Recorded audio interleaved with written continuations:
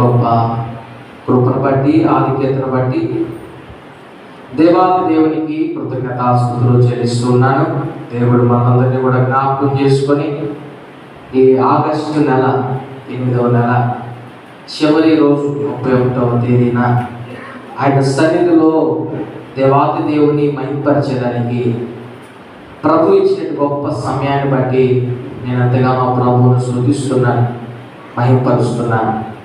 ప్రభు మనలందరినీ కూడా ప్రేమించి తన అపారమైన ప్రేమ చేత మనల్ని ముందుకు నడిపిస్తూ ఉంటే, శత్రువైన అపవాది మనల్ని ఏ విధంగా ఎదిరించాలా, ఏ విధంగా ప్రభువుకు దూరం చేయాలా, ఏ విధంగా మనల్ని మోసగించాలా అన్న ఆలోచనలో వాడు ఉన్నాడు. అందుకే ఈ రోజున మీతో నేను సాతాను తంత్రములు అనే ప్రసంగాన్ని చేయనాశపడతా ఉన్నాను. ఏంటండి సాతాను తంత్రములు? తంత్రము అంటే భ్రమ కలిగించే ఒక మోసపూరితమైన చర్యను తంత్రం అంటారు. భ్రమ కలిగించడం. భ్రమ అంటే ఉన్నది లేనట్టు, లేనిది ఉన్నట్లుగా చూపించడాన్ని భ్రమ కలిగించడం. వారికి అర్థం కాని పరిస్థితుల్లోకి తీసుకువెళ్ళడం, మోసం చేయడం, దీన్ని తంత్రం అంటారు. ఏమంటారు? తంత్రం. ఇలాంటి తంత్రాల్లో సాతాను క్రైస్తవులు ఎంతగానో ఇరికిస్తున్నాడు. సాతాను తంత్రాలు ఎన్నో ఉన్నాయి, కానీ దానిలో ఒక తంత్రాన్ని మీకు తెలియచేస్తాను. ఏంటి అంటే నిరుత్సాహం అనే తంత్రం. ఏంటి? నిరుత్సాహం. ప్రతి మనిషిని సాతానుడు చేసే చర్య పని ఏంటంటే నిరుత్సాహపరచడం. దీనికి వాడికి ఉన్న ఆయుధం ఏంటంటే అనుమానం పెట్టడం. ఏంటండి? అనుమానం. ఎలాంటి అనుమానమో తెలుసా? నిన్ను నువ్వే అసహించుకునేట్లుగా, నిన్ను నువ్వే నమ్మకుండా ఉండేట్లుగా, నీపై నీకే అనుమానం కలిగేట్లుగా చేయడం. ఒక దైవ సేవకుడు అంటాడు, టోజర్ అనే దైవ సేవకుడు, సాతానుడంట మన హృదయంలో చిన్న సందేహాన్ని పుట్టించి పెద్ద విధ్వంసాన్ని సృష్టించాలనుకుంటాడు. చిన్న సందేహాన్ని పుట్టించి మన హృదయంలో పెద్ద విధ్వంసాన్ని సృష్టించాలనుకుంటాడు. ఆలోచన చేయండి, జాగ్రత్తగా దేవుని మాటలు ఆలకించండి. ఈ రోజున సాతానుడు క్రైస్తవుని నిరుత్సాహపరుస్తూ ఉన్నాడు. అతనే నమ్మనట్లుగా చేయడం, అతనిపై అతనికి అనుమానం కలిగేట్లుగా చేయడం, సంఘంలో కుటుంబంలో మనస్పర్ధలకు గురి చేయడం, కుటుంబంలో సమాధానం లేకుండా చేయడం, ఈ సమాధానం లేకుండా చేసి కుటుంబాన్ని కృంగజేసి నిరుత్సాహపరిచి దేవునికి దూరం చేయడం అన్న ఆలోచన అపవాది పెట్టుకోన్నాడు. ఒక దైవ సేవకునితో సాతానుడు ఈ విధంగా అన్నాడంట. ఏమన్నాడంటే, నీవు అర్హుడవు కాదు, నీవు యోగ్యుడవు కాదు, నువ్వు ఎందుకు పనికిరానోడివి అని చార్లెస్ స్పర్జన్ అనే దైవ సేవకునితో సాతానుడు అంటే, అవును నేను అర్హుడిని కాదు, కానీ చాలా కాలంగా దేవుడు నన్ను ప్రేమిస్తూ వస్తున్నాడు అన్నాడు. హల్లెలూయా. నిజమే, నువ్వు చెప్పినట్టు నేను అర్హుడిని కాదు, యోగ్యుని కాదు, పాపిని, పనికిమాలినోడిని, కానీ ఈ పాపిని ఎంతో కాలం నుంచి నా యేసయ్య ప్రేమిస్తూ వస్తున్నాడు అన్నాడు. హల్లెలూయా. ఆ మాటకి అపవాదికి దెబ్బ తిరిగిపోయింది. అపవాది ఏం చేయాలనుకున్నాడు? ఆ సేవకుని నిరుత్సాహపరచాలనుకున్నాడు. ఏం చేయాలనుకున్నాడు? నిరుత్సాహపరచాలనుకున్నాడు. కానీ అతను ఇచ్చిన సమాధానం చేత అపవాది వెనుదిరిగి వెళ్ళిపోయాడు. ఒకసారి మార్టిన్ లూథర్ కింగ్ అనే దైవ సేవకుడు ప్రార్థన చేసుకుంటా ఉంటే సాతానుడు ఆ దైవ సేవకుని దగ్గరికి వచ్చేసాడు. ప్రత్యక్షకు వచ్చేసి, అసలు నువ్వు ఎంత సేవ చేస్తావు? ఏమంటున్నాడు? నువ్వు ఎంత సేవ చేస్తావు, ఎంత పరిచయం చేస్తావు? నువ్వు పరిచయం చేసేదానికి యోగ్యుడు కాదు, దానికి నీకు అర్హత లేదు, నువ్వు చాలా పాపంలో ఉన్నావు, ఘోరమైన దుర్మార్గంలో ఉన్నావు, దాంట్లో నుంచి నువ్వు బయటకు వచ్చావు, ఇప్పుడు నువ్వు సేవ చేస్తానంటే ఎట్లా కుదురుతుంది అని చెప్పి ఆ దైవ సేవకుడితో సాతాను చేరి ఆ మాటల చేత నిరుత్సాహపరుస్తా ఉంటే దైవ సేవకుడు ధైర్యం తెచ్చుకొని ఒక పేపర్ని సాతానికి ఇచ్చి, సరే నేను పాపం చేశాను, నేను పరిచర్యకి యోగ్యుడు కాదని అంటున్నావు కదా, నేను ఎన్ని పాపాలు చేశానో అన్ని పాపాలు ఈ పేపర్ మీద రాయమన్నాడట. ఏమన్నంట? నేను ఎన్ని పాపాలు చేశానో అన్ని పాపాలు ఈ పేపర్ మీద రాయమన్నాడట. అప్పుడు అతను బాల్యం నుండి దేవుని పరిచర్లోకి వచ్చేంత వరకు చేసిన పాపాలన్నీ రాస్తా ఉన్నాడట. రాసిన తర్వాత దైవసేవకుడు అన్నాడట, ఇంకా ఏమైనా ఉంటే గుర్తు తెచ్చుకొని ఆ పాపాలు కూడా రాయన్నాడట. ఇంకా గుర్తు తెచ్చుకొని అపవాద పాపాలన్నీ రాస్తా ఉంటే చివరిగా దైవసేవకుడు అన్నాడట, ఆ పాపాలన్నీ రాసిన తర్వాత చివరిగా 1వ యోహాను 1వ అధ్యాయము 7వ వచనం ప్రకారం యేసు క్రీస్తు రక్తము నా అన్ని పాపాల నుండి శుద్ధి చేసిందని రాయమన్నాడు. గట్టిగా చప్పట్లు కొట్టండి. ఎంత అద్భుతంగా దైవ సేవకుడు సమాధానం ఇచ్చాడు కదా. సాతానుడు ఆ దైవ సేవకుడిని నిరుత్సాహపరచాలని వచ్చాడు. ఆ పరిచర్యలో ఉండనివ్వకుండా చేయాలి, హృదయంలో దిగులు విచారం కలిగించాలి, అతనికే అనుమానం పుట్టించాలని చెప్పి, నువ్వు పాపంలో ఉన్నావు, పాపం చేసావు, నువ్వు ఇంకా పాపం నుంచి శుద్ధి కాలేదు, నువ్వు ఎంత పరిచయం చేస్తావని నిందిస్తా ఉంటే దైవ సేవకుడు చెప్పి సమాధానం, నేను చేసిన పాపాలన్నీ రాయమన్నాడు. అన్నీ రాసిన తర్వాత 1వ యోహాను 1వ అధ్యాయం 7వ వచనంలో యేసు క్రీస్తు రక్తము నా అన్ని పాపం నుండి శుద్ధి చేసిందని రాయమన్నాడట. ఆ మాటతోటి సాతానుడికి ఏం అర్థం కాక ఇంకెప్పుడు నిరుత్సాహపరచడానికి ఆ సేవకుడు దగ్గరికి రాలేదు. ఈ మాటలు ఎందుకు మీతో నేను చెప్తానంటే సాతాను యొక్క తంత్రం ఏంటంటే నిరుత్సాహపరచడం, ఒక క్రైస్తవుని నిరుత్సాహపరచడం, ఒక క్రైస్తవుని దిగులుకు గురి చేయడం, పరిచయంలో ఉండనివ్వకుండా, దేవునితో సహవాసం చేయనీయకుండా, భక్తిగా జీవించనివ్వకుండా, పరిశుద్ధాత్మతో ముందుకు కొనసాగనివ్వకుండా అపవాది ఏం చేస్తున్నాడంటే క్రైస్తవుల్ని నిరుత్సాహపరుస్తున్నాడు. అయితే మీతో చెప్తా ఉన్నాను, ఈ మార్టిన్ లూథర్ దగ్గరికి సాతానుడు వచ్చి నిందించే క్రమంలో, నిరుత్సాహపరిచే క్రమంలో తన పాపాలు చెప్తున్నాడు. అయితే అదే విధానం నీ జీవితంలో జరగకపోవచ్చు. ఒకవేళ నీకు అనారోగ్యం పుట్టించి నిన్ను నిరుత్సాహపరచవచ్చు, నీ పిల్లలు నీకు దూరం చేసి నీకు నిరుత్సాహం కలిగించవచ్చు, నీ భార్యాభర్తల మధ్య మనస్పర్ధలు కలిగించి నిరుత్సాహం కలిగించవచ్చు, భర్త భార్య నమ్మకపోవడం ద్వారా, భార్య భర్తను నమ్మకపోవడం ద్వారా నిరుత్సాహం కలిగించవచ్చు, కుటుంబంలో ఆర్థిక ఇబ్బందులు పెట్టి నిరుత్సాహం కలిగించవచ్చు, కుటుంబంలో అసమాధానం కలిగించి, బంధువుల మధ్య, స్నేహితుల మధ్య, ఇరుగు పొరుగు మధ్య సత్సంబంధాలు లేకుండా, ఐక్యత లేకుండా చేసి నిరుత్సాహం కలిగించవచ్చు. నీవు చేసే ప్రయత్నాల్లో ఏ పని కానీ కూడా నిరుత్సాహం కలిగించవచ్చు. వీటన్నిటికీ కారణం ఏంటో తెలుసా? దేవునిలో నీవు కొనసాగకుండా ఉండేదానికి, దేవునితో సహవాసం చేయనివ్వకుండా ఉండేదానికి, దేవుని మందిరానికి రాకుండా ఉండేదానికి సాతాను యొక్క తంత్రం ఏంటంటే నిరుత్సాహం. ఏది? నిరుత్సాహం.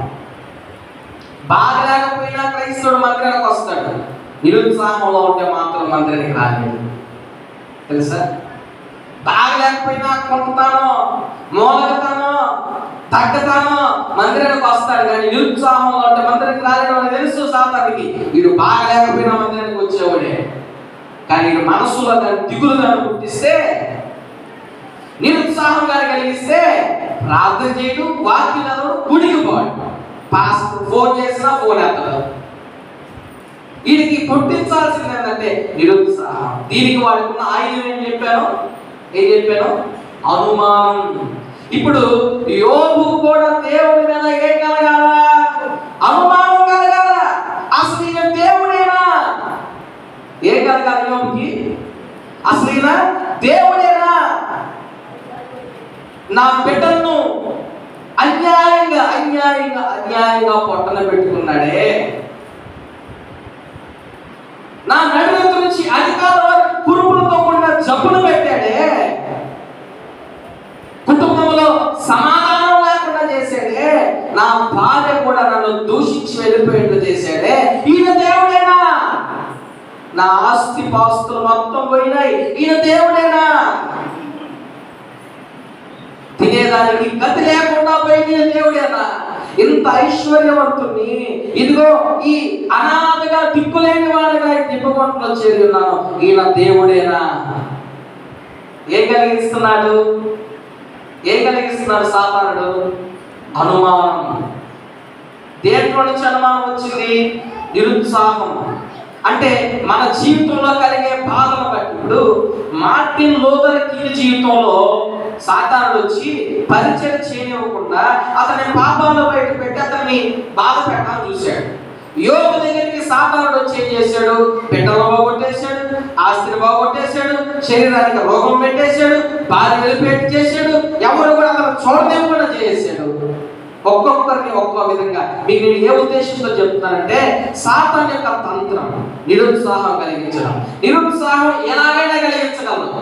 బాగా వినండి, శ్రద్ధగా ఆలోచించాలి. నిరుత్సాహం వాడు ఎలాగైనా కలిగించడు. రోగాల చేత కలిగిస్తాడు, పనులు కానికుండా కలిగిస్తాడు, కుటుంబంలో సమాధానం లేకుండా కలిగిస్తాడు, భార్య భర్తల మధ్య గొడవ పెట్టి కలిగిస్తాడు, కుటుంబంలో బిడ్డల్ని పాడు చేసి కలిగిస్తాడు, ఆర్థిక ఇబ్బందుల ద్వారా కలిగిస్తాడు, ఎలాగైనా కలిగిస్తాడు. ఆ నిరుత్సాహం కలిగించి నీ మీద నీకే అనుమానం వచ్చేట్టుగా, నీ మీద నీకే అనుమానం కలిగేట్టుగా, దేవుని మీద అనుమానం కలిగేట్టుగా, నీ భక్తి జీవితం మీద అనుమానం కలిగేట్టుగా, దేవుని సన్నిధికి పోనీకుండా ఉండే విధంగా వాడు చేస్తాడు. కానీ యోబు ఆ విధంగా అనుమాన పడలేదు దేవునిపై. యోబు ఆ విధంగా అనుమానం పడలేదు. ఎలాంటి స్థితిలో అతడు దిగజారిపోయినా, ఎలాంటి పరిస్థితుల్లో అతడున్నా, నిరుత్సాహానికి గురైనా అతడు దేవుని గురించి ఏమంటున్నాడంటే, యోబు గ్రంథం 19వ అధ్యాయము 25వ వచనంలో ఆయన మాట్లాడుతున్నాడు. దేవునిపై నమ్మకం కోల్పోకుండా ఆయన మాట్లాడే మాట, అయితే నా విమోచకుడు సజీవుడనియు తరువాత ఆయన భూమి మీద నిలుచుననియు నేను ఎరుగుదును. ఆయన అంటున్నాడు, నాకు ఆస్తి పాస్తులు పోయినా, నా సంతానాన్ని కోల్పోయినా, నా భార్య నుంచి దూరం అయిపోయినా, ఇదిగో నా శరీరం అంతా రోగంతో ఉన్నా, నా దేవుడు సజీవుడు. హల్లెలూయా. నా దేవుడు సజీవుడే. ఆయన ఉన్నవాడు అనువాడు, ఆయనకు మారుగా ఎవరు లేరని యోబు విశ్వాసం ఉంచుతున్నాడు. ఆ నిరుత్సాహంలో అనుమానానికి బదులు అతను ఎంచుకున్న మార్గం విశ్వాసం. దానికి ప్రతిగా 2 దీవెన ఆయన పొందుకున్నాడు. గట్టిగా చప్పట్లు కొట్టండి యేసు నామములో. హల్లెలూయా. అవును, నిరుత్సాహపరుస్తున్నాడు సాతానుడు నిన్ను, విశ్వాసంలో బలపరచబడనివ్వకుండా. నిరుత్సాహపరుస్తున్నాడు సాతానుడు నీ పనులు కానివ్వకుండా. నిరుత్సాహపరుస్తున్నాడు సాతానుడు నీకు రోగం పెట్టి. నిరుత్సాహపరుస్తున్నాడు సాతానుడు నీ కుటుంబంలో అసమాధానం కలిగించి. అయితే నీవు అలాంటి పరిస్థితుల్లో అనుమానం అనే మార్గం కాదు, విశ్వాసం అనే మార్గాన్ని ఎంచుకో. హల్లెలూయా. యోబు ఎంచుకున్న విశ్వాసం అనే మార్గం ఏ క్రైస్తవుడైతే ఎంచుకుంటాడో వాడు 2 దీవెన పొందుకుంటాడు. పోగొట్టుకున్న దానికంటే రెట్టింపు ఆశీర్వాదాన్ని పొందుకుంటాడు. అందుకే చార్లెస్ స్పర్జన్ అనే దైవ సేవకుడు అపవాదుల గురించి మరో మాట మాట్లాడాడు. ఏం మాట్లాడాడంటే, నీకు శత్రువు సాతాను ఉన్నాడని మర్చిపోబాకు. నీకు శత్రువుగా సాతానుడు ఉన్నాడని మర్చిపోబాకు, కానీ అతడు ఓడిపోయాడని కూడా మర్చిపోబాకు అంటున్నాడు. హల్లెలూయా. ఏమంటున్నాడు? నీకు శత్రువుగా సాతానుడు ఉన్నాడని మర్చిపోబాకు, కానీ వాడు యేసయ్య చేతిలో చింతగా ఓడిపోయాడని కూడా మర్చిపోబాకు. వాడు శత్రువే, కానీ ఓడిపోయిన శత్రువు. వాడు సింహం లాంటోడే, కానీ సింహం కాదు. వాడిని బాధ పెట్టేవాడే, వాడిని పూర్తిగా బాధ పెట్టలేడు. నీ కుటుంబం అసమాధానం కలిగించేవాడే, కానీ పూర్తిగా అసమాధానం కలిగించలేడు. ఎప్పుడంటే నువ్వు విశ్వాసంలో ఉన్నప్పుడు. అనుమానానికి తావు తీసావా, అయిపోయింది నీ జీవితం. అక్కడే వాడు తిష్టేసి కూర్చొని నీ కుటుంబాన్ని ఏ విధంగా గందరగోళానికి నెట్టాలో, నీ జీవితాన్ని ఏ విధంగా గందరగోళానికి నెట్టాలో మొదటే చెప్పాను కదా. సాతాను తంత్రం ఏంటంట? నిరుత్సాహపరచడం. దానికి వాడుకున్న బలమైన ఆయుధం ఏంటంట? అనుమానం కలిగించడం. అవునా? ఎలాంటి అనుమానం కలిగిస్తాడు? నీ మీద నీకే డౌట్ వచ్చేట్లు, నిన్ను నువ్వే అసహించుకునేట్లు, నిన్ను నువ్వే నమ్మకుండా ఉండేట్లుగా చేయడం వాళ్ళ యొక్క టాలెంట్. యోబుకి డౌట్ వచ్చి ఉంటుందా అంటే ఒకవేళ అర్థం చేసుకున్నాం అనుకున్నాం, యోబు అయితే దేవుని గురించి ఎలాంటి అనుమానం పడలేదు. ఆయన అంటున్నాడు అలాంటి బాధల్లో కూడా నా దేవుడు సజీవుడు అంటున్నాడు. అక్కడ పెడతాడు. ఆయన పొజిషన్లో ఉంటే దేవుడి మీద అతని మీద అనుమానం కలుగుతుందా? అంత కోల్పోయిన తర్వాత, అంత బాధపడిన తర్వాత అనుమానం కలుగుతుందా? ఎట్లాగా? బిడ్డలు పోయినప్పుడు, ఆస్తులు పోయినప్పుడు, భార్య వెళ్ళిపోయినప్పుడు, కుటుంబంలో సమస్య వచ్చినప్పుడు, ఎవరు పట్టించుకున్నప్పుడు, శరీరం అంతా రోగం వచ్చినప్పుడు, అరే ఇన్ని రోజుల నుంచి నేను మందిరానికి వెళ్ళానే, ఇన్ని రోజుల నుంచి నేను దేవుని స్తుతించానే, ఎంతకాలం ప్రార్థన చేశానే, ఎంతకాలం దేవుడికి నమ్మకంగా ఉండేనే, అసలు ఆయన మేలు చేసే దేవుడేనా? ఆయన ఉన్నాడా? ఆయన ప్రేమించేవాడేనా? ఇలాంటి అనుమానాలు ఖచ్చితంగా వస్తాయి. దీనికి కారణం అపవాది యొక్క తంత్రం. హల్లెలూయా. అపవాది తంత్రం ఒకరి దగ్గరికి వచ్చి బంధువుల ద్వారా, స్నేహితుల ద్వారా మాటలతో గాయపరుస్తాడు. ఇంకొకరి దగ్గరికి వచ్చి రోగాలు పుట్టి గాయపరుస్తాడు. ఇంకొకరి దగ్గరికి వచ్చి పనులు కానికుండా చేస్తాడు. ఇంకొకరి దగ్గరికి వచ్చి కుటుంబంలో భార్యాభర్తల మధ్య అసమాధానం పెట్టి వెళ్ళిపోతాడు. ఇంకొకరి దగ్గరికి వచ్చి బిడ్డల్ని పాడు చేసి వెళ్ళిపోతాడు. అంటే ఒక్కొక్కరిని ఒక్కొక్క విధంగా సాతాను ఏం చేస్తాడు? నిరుత్సాహపరుస్తాడు. ఈ నిరుత్సాహం దేని కొరకంటే దేవునితో సహవాసం కొనసాగనివ్వకుండా, దేవునిలో ముందుకు కొనసాగనివ్వకుండా, సరైన మార్గంలో జీవించనివ్వకుండా. సాతాను యొక్క తెలివి, వాడి ఆలోచన ఎంతో గొప్పది. ఎందుకంటే వాడు మనిషిని చాలా తెలివిగా పడగొడతాడు, చాలా తెలివిగా పడగొడతాడు. వాక్యంతోనే పడగొట్టాలని చూస్తాడు. ముళ్ళుతోనే తీయాలన్నట్లుగా మన విశ్వాసంతో మనం పడగొట్టాలని చూస్తాడు. ఆ విధంగా యేసుక్రీస్తు ప్రభు వారు ప్రారంభ పరిచర్యలో ఆయన 40 రాత్రులు 40 పగల్లో ఉపవాసం ఉండిన తర్వాత ఆకలి ఉండే వేళ మొట్టమొదటిగా యేసు దగ్గరకు వచ్చిన వ్యక్తి ఎవరన్నా ఉన్నాడంటే అపవాది. వచ్చి నువ్వు ఆకలితో ఉన్నావు కదా, ఈ రాళ్ళు నువ్వు రొట్టెలుగా చేసుకుని తినమన్నాడు. కొంత సమయం అయిన తర్వాత, ఇదిగో ఈ కొండ శిఖరం నుండి నీవు దూకేసి, నీ తండ్రి ఇదిగో లేఖనాల్లో ఉంది, నీ పాదములకు రాయి తగలకుండా దేవుడిని ఎత్తి పట్టుకుంటాడని, తండ్రి విడిచిపెట్టడని లేఖనాల్లో ఉన్నాయి కదా, ఇదిగో నువ్వు దూకేసి అని చెప్పన్నాడు. తిరిగి మరలా ఏమన్నాడు తెలుసా? ఇదిగో ఈ లోక రాజ్యాలన్నీ నీకు ఇస్తాను, నా కాళ్ళకు నీవు మొక్కు నమస్కరించు అన్నాడు. యేసయ్య విశ్వాసంతోనే, యేసయ్య భక్తి జీవితంతోనే ఆడుకోవాలని చూశాడు అపవాది. కానీ యేసయ్య ప్రతి సమాధానం వాక్యంతో ఇచ్చిన వేళ, ప్రతి సమాధానం వాక్యంతో సాతాన్ని ఎదుర్కొన్నప్పుడు సాతానుడు యేసయ్య నుంచి దూరం అయిపోయాడు, నిరుత్సాహపరిచేదానికి వెనుదిరిగాడు. హల్లెలూయా. అందుకే కందుకూరి జోసెఫ్ అనే దైవ సేవకులు ఒక ఆయన ఉన్నాడు. ఆయన ఏమంటాడంటే, ఆ జోసెఫ్ అనే దైవ సేవకులు అంటున్న మాట ఏంటంటే, దేవుని వాక్యంలో తెలుసుకున్న వాడే సాతానుని అబద్ధాలను గుర్తించగలడు. హల్లెలూయా. ఏంటంట?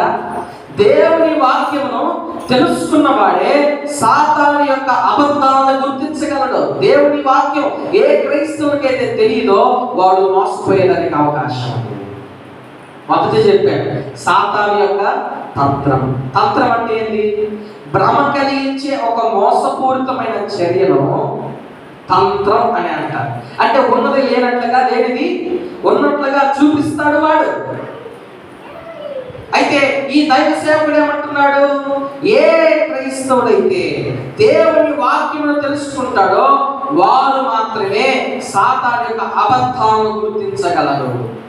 సాతాను యొక్క అబద్ధాలను గుర్తించగలరు. ఈ రోజున సాతాను యొక్క అబద్ధాలను గుర్తించలేక నిరుత్సాహంలోనికి లోనైపోతున్న క్రైస్తవులు, ఆత్మీయ జీవితాన్ని పాడు చేసుకుంటున్న క్రైస్తవులు, కుటుంబాన్ని విచ్ఛిన్నం చేసుకుంటున్న క్రైస్తవులు, పరిచర్యని పోగొట్టుకుంటున్న క్రైస్తవులు, కుటుంబంలో సమాధానం లేకుండా చేసుకుంటున్న క్రైస్తవులు చాలా మంది ఉన్నారు.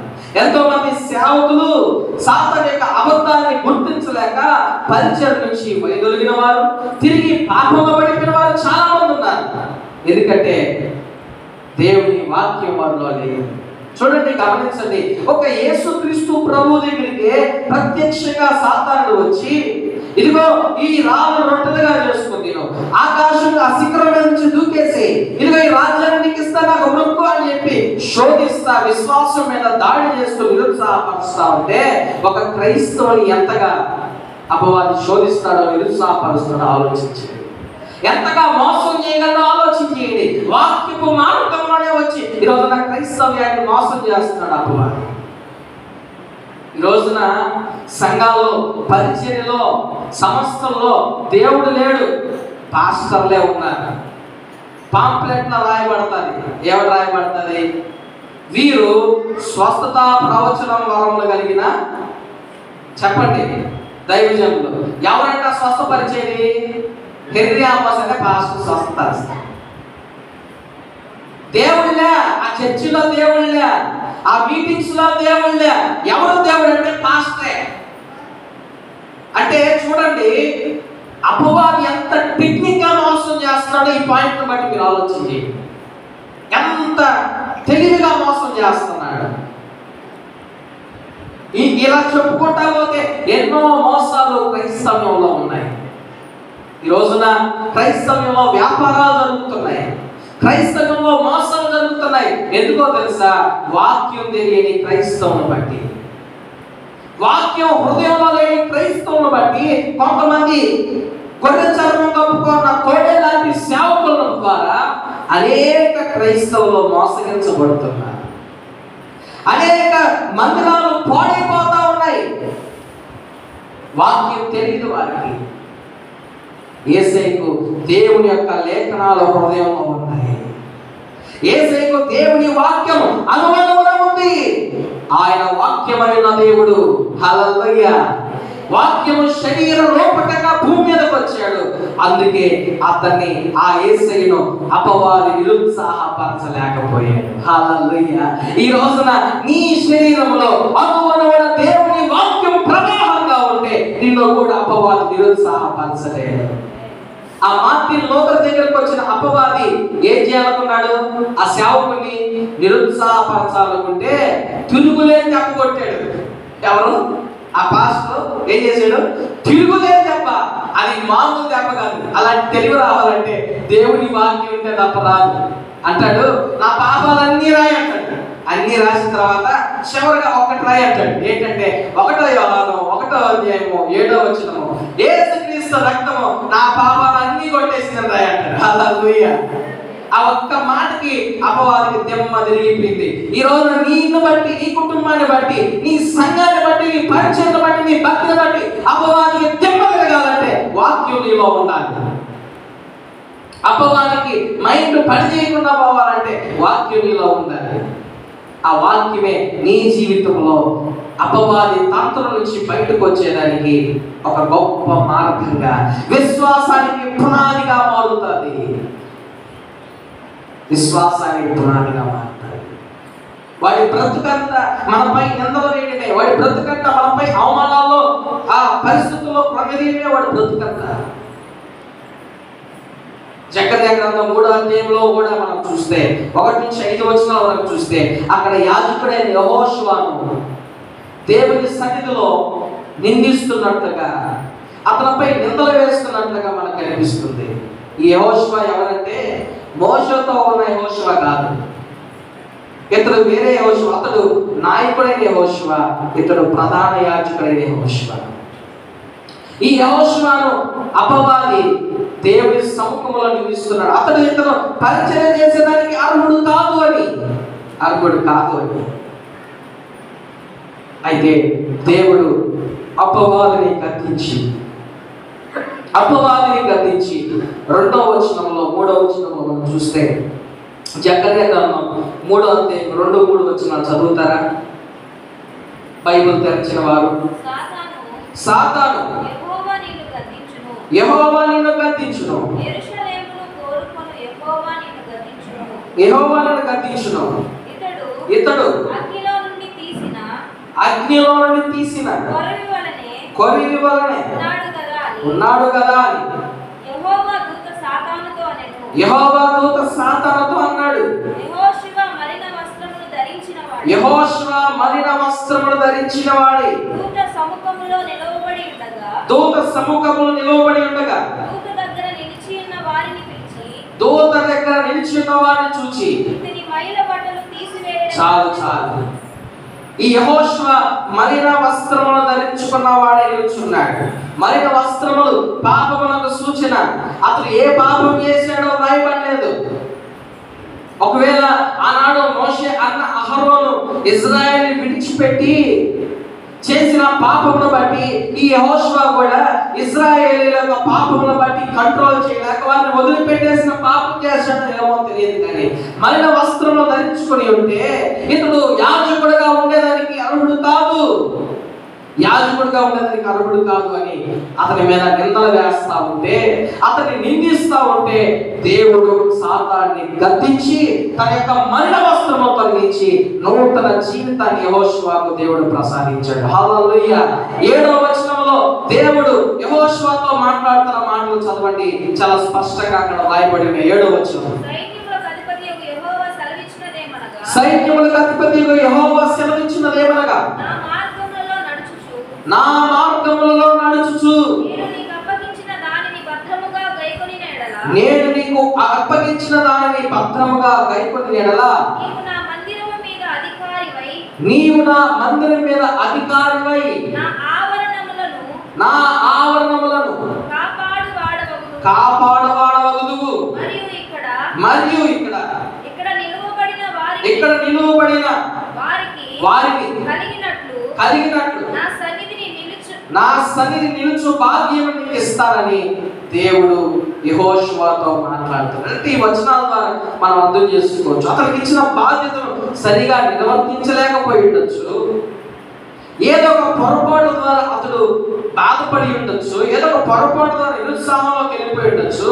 దాన్ని బేస్ చేసుకొని దేవుడి దగ్గర నిలబడిన అపవాది ఇతడు పరిచర్యకి యోగ్యుడు కాదని నిందిస్తా ఉంటే దేవుడు సాతాన్ని గద్దించి తన పాపాన్ని తొలగించి ఇక మీదట జాగ్రత్తగా పరిచరించి ఇదిగో ఈ పరిశుద్ధ స్థలంలో ధైర్యముగా తలెత్తుకునే సింహంలాగా నిలబెడతానని దేవుడు వాగ్దానించాడు. హల్లెలూయా.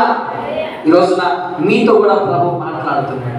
ఇది వరకు చేసిన పొరపాట్లు మీరు విడిచిపెడితే, ఇది వరకు చేసిన తప్పిదాలు మీరు విడిచిపెడితే, ఇది వరకు చేసిన భయంకరమైన శోధన నుంచి మీరు బయటకు వస్తే, ఇదిగో నేను ఇచ్చిన బాధ్యతను మీరు చక్కగా నిర్వర్తించగలిగితే, నేను ఈ పక్షముగా ఉండి ఏ స్థలంలో అయితే మీరు నిలబడలేకపోతున్నారో అదే స్థలంలో తల ఎత్తుకునేట్లుగా బ్రతికిస్తానంటున్నాడు. హల్లెలూయా. ఆశీర్వాదకరంగా ఉండేదానికి చేస్తానంటున్నాడు. అవును, ఈ లోకంలో ఏదైనా పొరపాటు చేయకుండా నేరానికి బాధలు పడితే మనకి లోకంలో లాయర్లు ఉన్నారు. ఎవరున్నారు? లాయర్లు ఉన్నారు. కాకపోతే డబ్బులు తీసుకొని మనకు లాయర్గా ఉంటారు. కానీ మనకు మన ఆత్మీయ జీవితానికి ఒక లాయర్ ఉన్నాడు. ఆయన ఎవరో తెలుసా?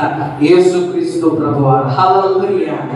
మన పొరపాటుల్లో, మన తప్పిదాల్లో తన రక్తం గార్చి మనల్ని పవిత్రపరిచి, మనం తప్పిదం చేయకపోయినా బాధలు పడతా ఉంటే మన తరపున వాదించేదానికి యేసయ్య ఉన్నాడు. హల్లెలూయా. మన పక్షాన న్యాయవాదిగా ఆయన ఉన్నాడు. ఉంది దేవుడి వాక్యంలో 1వ యోహాను 2వ అధ్యాయం 1వ వచనంలో ఉన్న మాటలు చూస్తే, ఎవడైనా పాపం చేసి ఎడలా నీతిమంతుడైన యేసుక్రీస్తును ఉత్తరవాది తండ్రి యొద్ద మనకున్నాడు. హల్లెలూయా. ఎవడైనా పాపం చేసి ఎడలా నీతిమంతుడైన యేసుక్రీస్తును ఉత్తరవాది తండ్రి యొద్ద మనకున్నాడు. మనం పాపం చేశాం అంటే పాపం చేసినా కూడా దేవుడు మన పక్షాన న్యాయంగా ఉంటాడని ప్రసంగం యొక్క ఉద్దేశం కాదు. నీవు అన్నీ విడిచిపెట్టి, నీ పొరపాటును విడిచిపెట్టి నీతిగా బ్రతుకుతున్నాను, సాతాను తంత్రముల ద్వారా నిరుత్సాహపడుతుంటే, సాతాను తంత్రముల ద్వారా అనుమానానికి గురై దిగజారిపోయి పడిపోయి ఉంటే, ఆ న్యాయవాది మన పక్షాన మాట్లాడి మన జీవితాన్ని ఆశీర్వాదకరంగా మారుస్తాడు. హల్లెలూయా. నువ్వు పాపాలు చేసుకుంటా పోతా ఉంటే నీ పక్షాన ఆయన ఉంటాడని ఈ వాక్య సందేశం యొక్క ఉద్దేశం కాదు. ఈ సందేశం యొక్క ఉద్దేశం ఏంటో తెలుసా? నీ పొరపాటుని విడిచిపెట్టి కూడా నువ్వు బాధపడుతుంటే, నీతిగా బ్రతుకుతున్న నిందలు పడుతుంటే, నీతిగా బ్రతుకుతున్న సమస్యలకు లోనై ఉంటే, నీతిగా బ్రతుకుతున్న యోబు లాంటి కష్టాలు నీకు వచ్చి ఉంటే, ఆ యేసుక్రీస్తు అనే న్యాయవాది నీ పక్షంగా ఉండి బలపరుస్తాడు. హల్లెలూయా. ఆ యేసుక్రీస్తు అనే న్యాయవాది నీ పక్షంగా ఉండి మాట్లాడతాడు. నీ పైన నిందలు తొలగిస్తాడు, నీ పైన శోభం తొలగిస్తాడు, నీ పైన ఆర్థిక ఇబ్బందుల నుంచి విడుదల కలిగిస్తాడు, నీ కుటుంబంలో అసమాధానం తీసివేస్తాడు, నీ కుటుంబంలో సమస్య నుంచి విడుదల కలిగిస్తాడు. అవును, ఈ ఉదయకాల సభలో ప్రభుత్వం మాట్లాడుతున్నాడు. యెహోషువతో మాట్లాడిన మాట, ప్రధాన యాజకుడైన యెహోషువతో మాట్లాడిన మాట నీతోనే మాట్లాడుతున్నాడు. ఇదిగో నేను నీకు ఇచ్చిన పరిచర్యను, నేను నీకు ఇచ్చిన బాధ్యతను జాగ్రత్తగా నిర్వర్తిస్తే, జాగ్రత్తగా కైకుంటే ఏ పరిశుద్ధ స్థలంలో నిలబడలేకపోయావో వీరితో పాటు నేను కూడా నిలబడగలిగే బాధ్యత, భాగ్యం నీకు ఇస్తానంటున్నాడు. అదే భాగ్యం, అదే స్థితి క్రైస్తవునికి కూడా కలిగి ఉంటుంది. అదే అభిషేకం క్రైస్తవునికి కూడా కలిగి ఉంటుంది. ఈరోజు నువ్వు సాతాను తంత్రంలో పట్టుబడి నిరుత్సాహంలో ఉంటే, ఇదిగో దేవుని వాక్యం నీలో ఉంటే ఆ నిరుత్సాహాన్ని ఎదిరించగలవు, ఆ శోధన అధిగమించగలవు. అవును, అనుమానాలు పెడుతున్నాడు, సమస్యల్లో పెట్టి నిన్ను అనుమానాన్ని గురి చేసి నిరుత్సాహానికి లోన్ చేస్తున్నాడు. ఏం చేస్తున్నాడు? ఇంట్లో రూపాయి లేకుండా చేస్తున్నాడు. అనుమానం వస్తుంది. ఇప్పుడు ఎప్పుడు అనుమానం? రూపాయి ఉన్నప్పుడు అనుమానం లేదు మనకు. రూపాయి ఉన్నప్పుడు అనుమానం లేదు. రూపాయి లేనప్పుడు అనుమానం వచ్చింది. ఏమని అనుమానం వచ్చింది? ఎవరి మీద రాదు, యేసయ్య మీదే వస్తుంది అనుమానం. లేదా రెండోది పాస్టర్ మీద వస్తుంది అనుమానం. ఫస్ట్ వచ్చేది యేసయ్య మీద, రెండోది వచ్చేది ఫస్ట్ ఏమనుకుంటారంటే, ఏది దేవుడు నాకేం చేయటం లేదు, అసలు చేస్తారా చేయరా అని ఒక మాట అనుకుంటారు. రెండో మాట ఏమనుకుంటారు, ఈ పాస్టర్ మా కోసం ప్రార్థన చేస్తాడో చేయటం లేదు. ఏమో చేసాడు ప్రార్థన, గట్టిగా చేసినట్లే, ఎక్కడ చేసి ఉంటాడు? లూజుగా చేస్తుంటాడు. ఎట్ట లూజుగా చేస్తుంటాడు. అందుకే మళ్ళీ నాకు ఈ కష్టం. గుర్తుపెట్టుకో, పాస్టర్ ప్రార్థన చేయొచ్చు, లేదా ఇంకొకరు నీ కోసం ప్రార్థన చేయొచ్చు. నీ కష్టాలు ఎందుకు వస్తున్నాయంటే నీవు నిరుత్సాహపడేదానికి. హల్లెలూయా. నువ్వు నిరుత్సాహానికి గురైతే దేవుళ్ళ ముందుకు కొనసాగలేవు కదా. అది ప్లాన్. అసలు నీ కష్టాలు వచ్చేదే నువ్వు నిరుత్సాహంలో పడిపోవాలి, ఆ దిగులు విచారంలో పడిపోవాలి, ఆ దిగులు విచారంలోనే ఉండి చచ్చిపోవాలి. అది వాడి ప్లాన్. నిరుత్సాహంలోనే పడిపోవాలి నువ్వు. ఒకవేళ నిరుత్సాహంలో లేవు అంటే ఏంటో తెలుసా? కారణం వాక్యం నీలో ఉంది అని. హల్లెలూయా. ఆ వాక్యం నిన్ను ఏం చేస్తుందో తెలుసా? విశ్వాసంలో బలపరుస్తుంది. హల్లెలూయా. యోబు అంటాడు కదా, యోబు అంటాడు, నా దేవుడు సజీవుడు, సజీవుడు, సజీవుడు, నా దేవుడు సజీవుడు, నా దేవుడు సజీవుడు అని నాకు తెలుసు అంటాడు. ఎస్, ఈరోజు నీవు కూడా దేవుని ఒక దేవునిగా ఎప్పుడు గుర్తించగలవంటే వాక్యం నీలో పనిచేసినప్పుడు. ఎన్నో నిరుత్సాహాలు చుట్టుముడుతున్నాయి నీకు, అనుమానం ద్వారా ఎన్నో నిరుత్సాహాలను చుట్టుముడుతున్నాయి. కానీ నీవు ఆ నిరుత్సాహాన్ని అధిగమించిపోవాలంటే వాక్యం నీలో ఉండాలి. ఒక యేసయ్యలో వాక్యం ఉంది, ఒక చార్లెస్ స్పర్జన్ అనే దైవ సేవకుల దేవుని వాక్యం ఉంది, ఒక మార్టిన్ లూథర్ అనే దైవ సేవకుల జీవితంలో దేవుని వాక్యం ఉంది. ఇదిగో ఈ ఉదయకాల సమయంలో దేవుని మాట్లాడుతున్న నీ జీవితంలో దేవుని వాక్యం ఉందా లేదా ఒక ప్రశ్న వేసుకోని. దేవుని వాక్యంలో లేకపోతే నీ విశ్వాసంలో జొరబడి నిన్ను మోసం చేస్తాడు. నీ విశ్వాసంలో జొరబడి భ్రమ కలిగించి నిరుత్సాహపరుస్తాడు. నీ భక్తి జీవితంలో జొరబడి భ్రమ కలిగించి లేనిది ఉన్నట్లుగా చేసి నిరుత్సాహపరుస్తాడు. వాడు దేంట్లోకైనా రాగలడు. గుర్తుపెట్టుకోండి, సాతానుడు అంటే మనం ఒక ఇమేజ్ను పెట్టేసుకున్నాడు. క్రూరుడు, వికృతంగా ఉంటాడు, భయంకరంగా ఉంటాడు, చండాలంగా ఉంటాడు. దేవుడు ఎవరిని చెడ్డగా చేయలేదు. దేవుడు అందరినీ కూడా మంచిగా చేశాడు. దేవుడిచ్చిన స్వాతంత్రాన్ని స్వార్థానికి ఉపయోగించుకోవడం ద్వారా వారి హృదయం, వారి ఆకారం వికృతంగా మారిపోయింది. సాతాను చేసింది కూడా ఎవరు? దేవుడే. కానీ అందరికీ దేవుడు ఏం చేశాడు తెలుసా?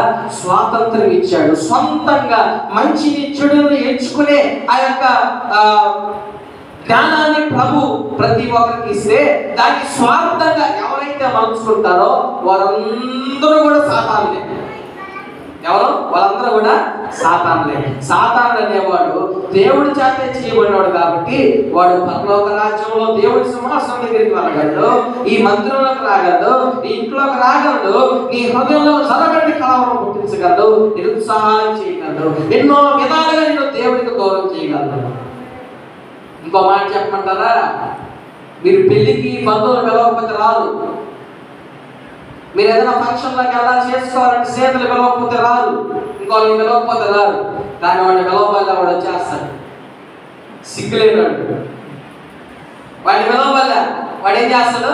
వచ్చేస్తాడు, సిగ్గులేనాడు. ఎందుకో తెలుసా? వాడి టార్గెట్ ఒకటే, నువ్వు పిలవకపోతే నేను నిరుత్సాహపరచాలి, అదే నాకు కావాలి. ఏం కావాలా? నేను నిరుత్సాహపరచాలా, భార్య భర్తను గొడవ పెట్టాలా, బిడ్డల్ని చెడిపేసేయాలా, డబ్బులు లేకుండా చేయాలా, నీకై నీవే అనుమానం. నాది పనే, నా డ్యూటీ. నువ్వు పిలిస్తే పిలవకపోతేవి. నాకు నువ్వు పిలవకపోయేదానికి కారణం ఏంటంటే నీలో వాక్యం లేకపోతే నీ దగ్గరికి వచ్చేస్తాను. నీలో వాక్యం ఉంటే నేను రాలేను, నీలో వాక్యం లేదు కాబట్టి నువ్వు పిలవకపోయినా వచ్చేస్తానంటాడు. వస్తాడు, చేయాల్సినవన్నీ చేస్తాడు, నిరుత్సాహం కలిగించి. చాలా మంది ఎవరైనా అడిగామనుకోండి, ఏ గుడికి రాలేదంటే బాగలేదని చెప్పరు, మనసు ఏం బాగలేదంటారు. ఏమంటారు? బాగలేకపోయినవాడు గుడికి వచ్చి ఉంటారు వాళ్ళు చాలా సందర్భాల్లో. కానీ మనసు బాగలేకపోతే మాత్రం చెప్పండి, గుడికి రారు, కూడు తినరు, నీళ్ళు తాగరు, సరిగ్గా నిద్ర కూడా బారు. అదే వాడి ప్లాన్. నీకు బాగా కూడా చేయడం కూడా కాదు, నీ మనసును బాగుపరచాలంతే. నీ మనసును కానీ గాయపరిస్తే అవుట్. ఇంకా ఇంకేం చేయవు కదా. అమ్మ నాయనతో పలకు, భార్యతో పలకు, భర్తతో పలకు, బిడ్డలతో పలకు, కూడీవు, నీళ్ళు పెట్టవు, ఏదో నీ జీవితంలో నీ బ్రతికేను. ఈ మధ్య వార్తలు చూస్తే భర్త వచ్చాడంట. భర్త వచ్చి అమ్మ అన్నం పెట్టాడంట. సీరియల్ దగ్గర కూర్చొని ఉందంట భార్య. అడ్వర్టైజ్మెంట్ వచ్చిన దాకా నేను లేనదంట, లేదా అయిపోయిన దాకా లేనదంట. భర్త కోపం వచ్చి ఒక మాట అన్నాడంట. దానికి ఆమె గందరగోళం చేసిందో ఏం చేసిందో కుటుంబం ఈ మధ్య నిరుత్సాహం చెప్పి ఎవరో మందు దాకా చేసింది చెప్పి వార్తలు చూసిన. ఏం లే, వాడి ప్లాన్ ఏంటంటే ఏదో ఒకటి చేయడం, ఇంట్లో ఏదో ఒకటి చేయడం, ఏదో ఒక సమస్య పెట్టడం. ఇదే అయితే నా ప్రియమైన సంగమా, యేసయ్యలో ఉన్న వాక్యం, మార్టిన్ లూథర్లో ఉన్న వాక్యం, చార్లెస్ స్పర్జన్లో ఉన్న వాక్యం, ఆ కందుకూరి జోసెఫ్ అనే దైవ సేవకుడు చెప్పినట్టుగా ఏ క్రైస్తవుడైతే దేవుని వాక్యము కలిగి ఉంటాడో వాడు సాతాను యొక్క అబద్ధాలను గుర్తిస్తాడన్నట్లుగా, ఏ క్రైస్తవుడైతే దేవుని వాక్యం హృదయంలో పెట్టుకో ఉంటాడో వాడే నిరుత్సాహాన్ని అధిగమించి విశ్వాసంలో ప్రయాణం చేసి రెండంతల దీవెన పొందుకుంటాడు. గట్టిగా చప్పట కొట్టండి యేసునామములో. అట్టి దీవెన పొందుకునేదానికి, అట్టి ఆశీర్వాదం పొందుకునేదానికి ఇదే రక్షణ సమయం, ఇదే అనుకూల సమయం. అందరూ కూడా మోకరిద్దాం, తల వచ్చి కళ్ళు మూసుకుందాం. ప్రభు మనతో మాట్లాడిన మాటలను బట్టి ఒక తీర్మానం తీసుకుందాం.